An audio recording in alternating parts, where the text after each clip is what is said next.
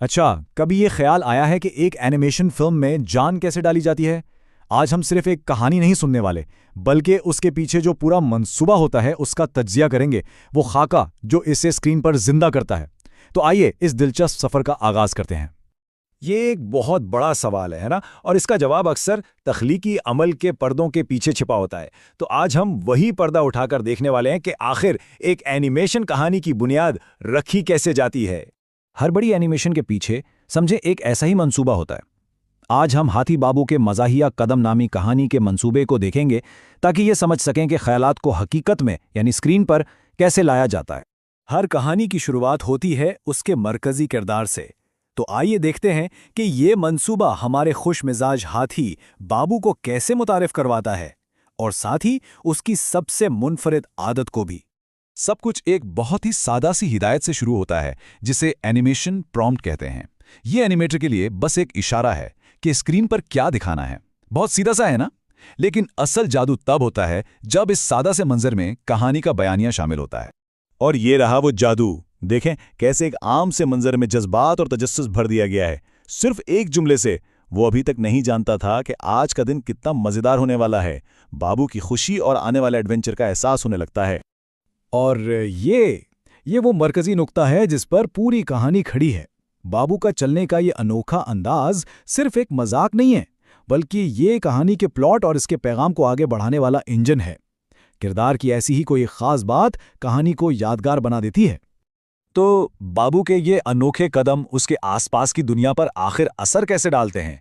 ये मंसूबा हमें दिखाता है कि कैसे एक छोटी सी आदत दोस्ती और खुशी जैसे बड़े मौजुआत को जन्म देती है।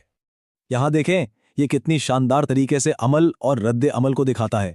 बाबू की मुस्बत सोच यहाँ तक कि फिसलने के बाद भी उसके दोस्तों का हंसने और उसके साथ शामिल होने पर मजबूर कर देती है। ये मुश्तरका खुशी और मुश्किल में भी हिम्मत ना हारने का एक बेहतरीन मुजाहिरा है। कहानी का जो दरमियानी हिस्सा है वो इन 5 मराहिल में तरतीब दिया गया है। इस तरह की साख्त बहुत ज़रूरी होती है क्योंकि ये यकीनी बनाती है कि कहानी का बहाव मंतकी हो, मतलब मजाक से शुरू होकर दोस्ती की तरफ बढ़ते हुए और आखिर में एक अहम सबक तक पहुंचते हुए देखने वालों की दिलचस्पी बनी रहती है। यहाँ कहानी सिर्फ हंसी मजाक से आगे बढ़ती है, ये ताउन के एक बहुत अहम मौजू को सामने लाती है।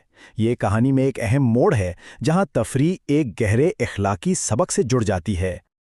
हर कहानी में एक उरूज यानी क्लाइमैक्स होता है, वो लम्हा जहां तनाव अपने उरूज पर होता है और मरकजी ख्याल पूरी तरह से वाज़े हो जाता है।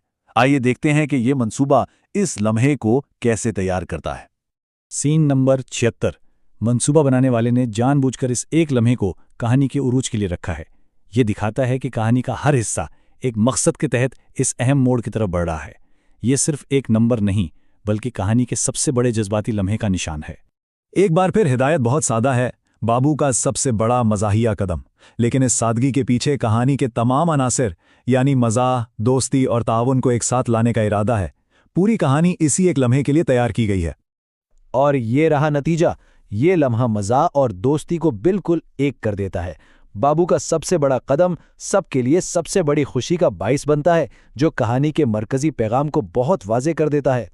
उरूज के बाद कहानी को एक इत्मीनान बख्श नतीजे यानी रेजोल्यूशन पर पहुंचना होता है। ये आखिरी हिस्सा इस बात को यकीनी बनाता है कि कहानी का पैगाम बिल्कुल साफ तौर पर पहुंचाया जाए। मंसूबा इस बात को यकीनी बनाता है कि कहानी एक इत्मीनान बख्श नतीजे पर ख़त्म हो। हर किरदार इकट्ठा होता है, खुशी का एहसास हर तरफ फैल जाता है और कहानी का सबक वाज़े हो जाता है, ताकि देखने वाले एक मस्बत पैगाम के साथ कहानी से बाहर आएं। और आखिर में कहानी का सबक बराह रास्त मरकजी किरदार की जुबान से अदा होता है। ये वो किलीदी पैगाम है जो पूरी कहानी का निचोड़ है कि आमाल का साइज नहीं, बल्कि उनसे पैदा होने वाली खुशी सबसे ज्यादा अहमियत रखती है। और ये इस पूरे मंसूबे का ख़त्मी मकसद है। ये वो आखिरी पैगाम है जिसे कहानी पहुंचाना चाहती है कि खुशी और पॉजिटिव रवैया ही असल ताकत है। तो आखिर में ये सवाल पैदा होता है कि हमारी अपनी जिंदगियों में वो कौन सी छोटी अनोखी बात है जो ना सिर्फ हमें खुश करती है, बल्कि हमारे आसपास के लोगों को भी खुशी दे सकती है। इस पर जरूर सोचा जा सकता है। अगर आपको मेरी वीडियो पसंद आई है तो प्लीज मेरे चैनल को सब्सक्राइब करें और वीडियो को लाइक करें और दबाने ना भूलें। शुक्रिया।